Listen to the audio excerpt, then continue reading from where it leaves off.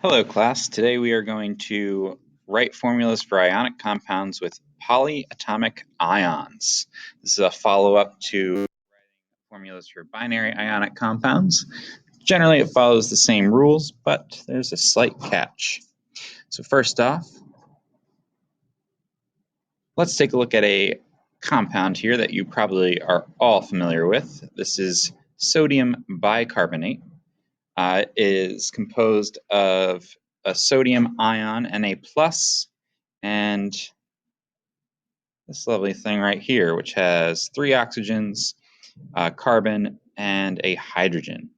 You also notice that one of these oxygens has a slightly negative charge, and we see these lines in between, which we haven't seen yet in our chemistry class.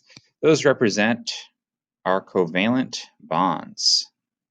So primarily in this unit, we're talking about things that are ionically bonded. We are transferring electrons between atoms, but when we look at polyatomic ions, they have covalent bonds holding their atoms together, which means they're sharing electrons. So we'll talk a little bit more about that in a minute. Based off this picture, this is baking soda. In the past, we've done a lab studying the decomposition of baking soda. It's a fairly common household chemical. So it is an example of a polyatomic ion. The whole group that you see here is named bicarbonate. There's other ions that are similar to this one. There's one that's just called carbonate. That one has a very similar structure, but it's got 2 negative charges. It's just missing an H. And there are quite a few polyatomic ions on our common ion list that we're going to get some practice with today. So what is a polyatomic ion? It is a group of atoms that behave as a single unit, and they have a positive or negative charge. While ions of a single element tend to end in that IDE ending, as we previously discussed with the binary ionic compounds, our polyatomic ions usually end in ate or ite. We haven't talked a ton about naming, but the reason that the ate or ite ending is there is because it indicates how many oxygens are in that particular polyatomic ion. So here on the bottom, we have a picture of nitrate, which is NO3, but there's also a polyatomic ion that is NO2 minus, and that's called nitrite. Typically, if it has an 8 ending, it's got more oxygen than the corresponding polyatomic with an ite ending. There are some other polyatomics that don't follow those rules, though. Some common ones that we'll see a lot are hydroxide, which has a 1- charge. If you've watched any action shows in the past several years, cyanide just seems to make its way in. It's a poison. Usually spy shows and things like that, you'll see cyanide put in action. That's cyanide with a 1- charge, Cn. There's peroxide, like hydrogen peroxide. That is an O2 molecule, but it has a 2- charge, which is a little bit different than just diatomic O2. And then there's ammonium. Ammonium is the same as an ammonia molecule, NH3, but it has an extra hydrogen and therefore a positive charge. Most polyatomic ions are actually negative, so they act as anions, but we have ammonium, which is one of the few polyatomic ions that acts as a cation. Another one you might see occasionally is H3O+, that's referred to as the hydronium ion. And that one sometimes acts as a cation as well.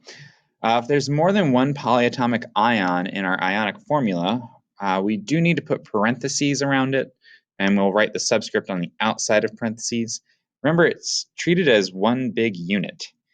So if we're trying to write an ionic formula, we know we need to balance our overall charge. When we were doing that with binary ionic compounds, we would keep adding ions of each charge until they added up to a net of 0.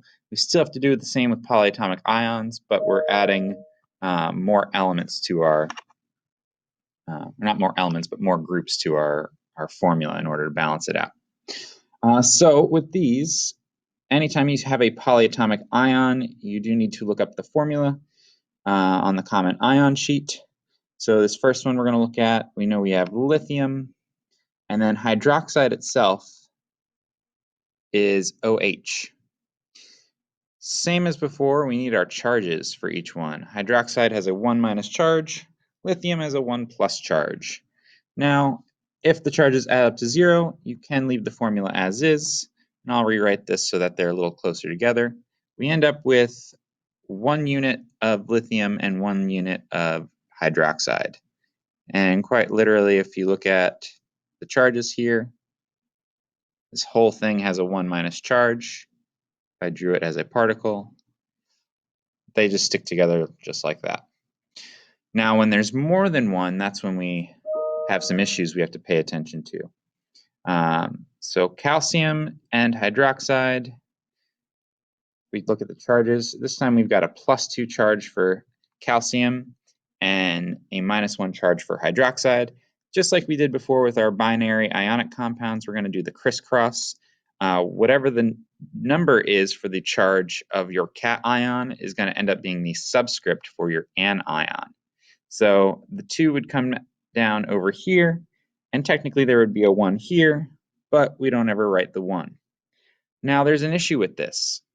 The way that I have it written right now, with the 2 here, says that we have 1 oxygen and 2 hydrogen. But we know that hydroxide itself is 1 whole unit with O and H bonded together. So this does not actually work the way that we have it written. We need parentheses around our polyatomic ion, our OH, in order to show that we have 2 oxygen and 2 hydrogen. When we were balancing chemical equations, this is something we have seen in the past where when you were trying to figure out molar mass, you had to distribute the entire subscript for everything inside the parentheses. That's where these parentheses are coming from, because these are units that need to balance out together. So we have a calcium with a 2+. If I just have 1 OH unit, my overall charge is going to be a +1. So if I add a second OH unit, now I am back to a neutral charge. Since there's 2 sets of the OH, we need a 2 on the outside of the parentheses to represent my calcium hydroxide. Similar idea goes into play with this one. We still have our +2 charge. The nitrate ion has a 1- charge. So we have calcium, we have NO3, and a common mistake we tend to see is that students will erase the subscript that is part of the NO3 and turn it into a 2 because they saw this is a +2 charge. I need to bring that 2 down over here. Do not do that. You are changing the formula of the polyatomic ion, and you are also changing the potential charge that is happening there when we attempt to solve that problem. By changing it from NO3 to NO2, you've actually turned it into a nitrite ion, which still has a 1- charge and still is unbalanced. So our polyatomic ion still needs parentheses around it. So here's my NO3. I put parentheses around it. The 2 comes down on the outside. So what this is really saying is in total, 2 times 3 is 6 oxygen, and 2 times 1 nitrogen gets me 2 nitrogen and 1 calcium for my overall formula unit. But as we showed before, calcium has a 2+ charge.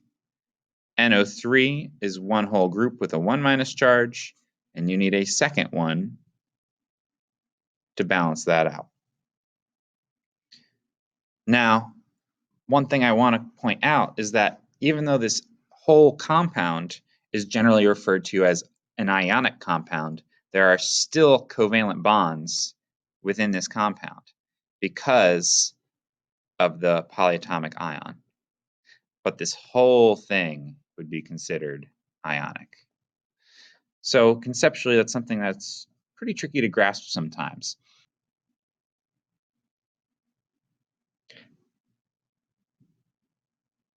That is all that I have for today.